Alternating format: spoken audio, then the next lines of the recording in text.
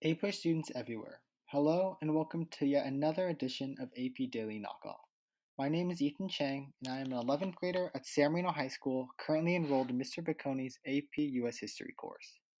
San Marino High School is a small, nationally acclaimed 9th through 12th grade public school located a half an hour drive northeast of downtown Los Angeles. And in today's video, we will be exploring A-Push Topic 5.8, Military Conflict in the Civil War. What you're probably asking, what do we need to know about this topic? Well, the answer to that question can be found in what's called the A-Push course exam description. With this answer, also known as the learning objective, now appearing on the slide before you. In other words, by the end of this video, and especially for the May A-Push exam, you will need to be able to explain the various factors that contributed to the Union victory in the Civil War. But before beginning my presentation on topic 5.8 and the related learning objective, I want to take a second and describe to you how I plan to proceed. First, I'm going to describe in one sentence the Civil War. Then I'll define the phrase military conflict. Then I'm going to describe some background to this war, focusing primarily on the factors leading up to it. Then I'll name and describe each of the factors that contributed to the Union victory. Then I'll provide a few short-term and long-term effects that flowed from the Union victory, before closing out with one or two good stories related to the war.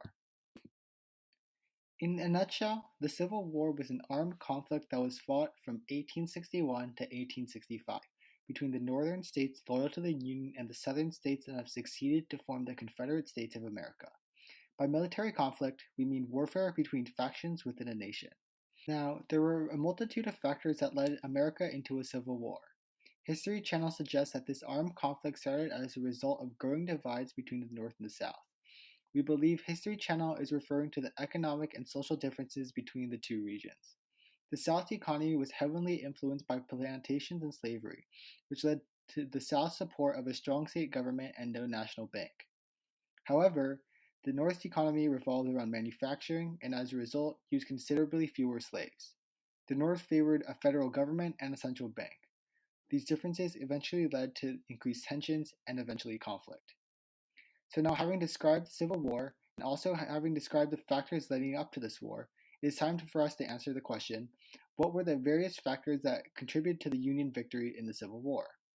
The answer to this question can be found in Key Concept 5.3.1d.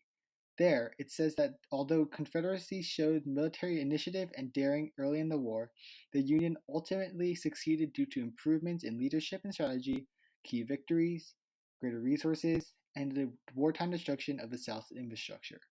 In other words, there are four factors that contributed to the Union victory in the Civil War. 1. The Union had better leaders and strategy. 2. The Union had some key victories. 3. The Union had greater resources. And 4. The Union managed to destroy the South's infrastructure. Now, when Key Concept 5.3.1d suggests that the North had better leaders, our research suggests that they mean folks such as William T. Sherman, Ulysses S. Grant, and Abraham Lincoln. Abraham Lincoln, the 16th President of the United States, led the country through a crisis filled with discrimination and prejudice targeting slaves. At around this middle of his presidential term, he issued the Emancipation Proclamation.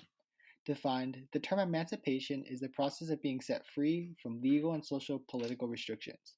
A proclamation is a public official statement or announcement. If the Confederate States refused to return to the Union, the Emancipation Proclamation declared that all slaves located in the Confederate States would be free. This allowed Black Americans to serve in the Union Army, hundreds of thousands volunteering for the war effort. And when the key concept suggests that the North had some key victories, our research suggests that means victories at places like Shiloh, Antietam, and Gettysburg. And when the key concept suggests that the North had greater resources, our research suggests that this means the North had a larger population, a greater industrial base, a greater amount of wealth, and an established government.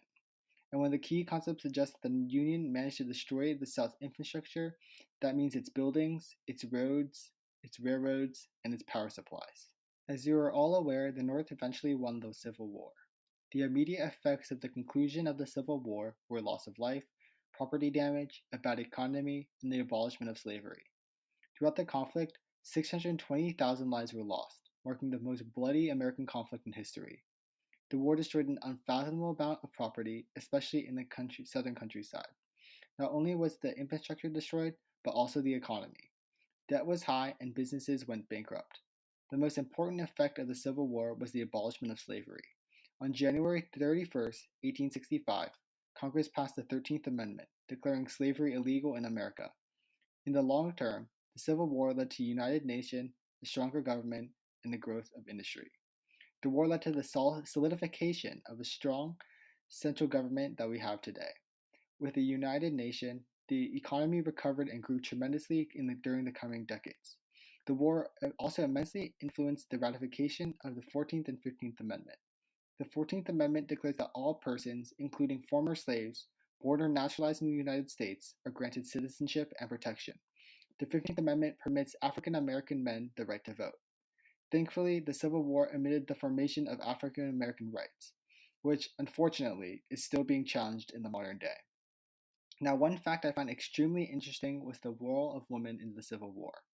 During the war, women were only allowed to care for troops, providing medical care, cleaning, and cooking to the soldiers.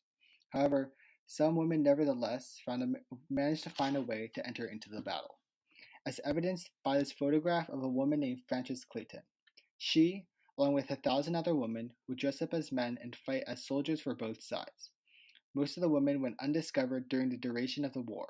However, some were discovered as a result of medical treatment at field hospitals.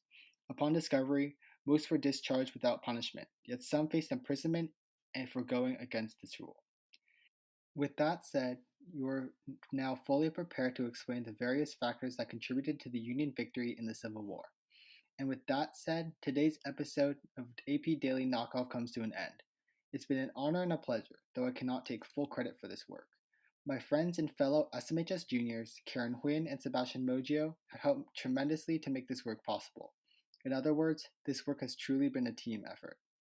Other than that, I just wanted to say thank you for watching, best of luck on this year's exams, and please stay healthy. This is Ethan Chang, wishing you all a great day, signing off.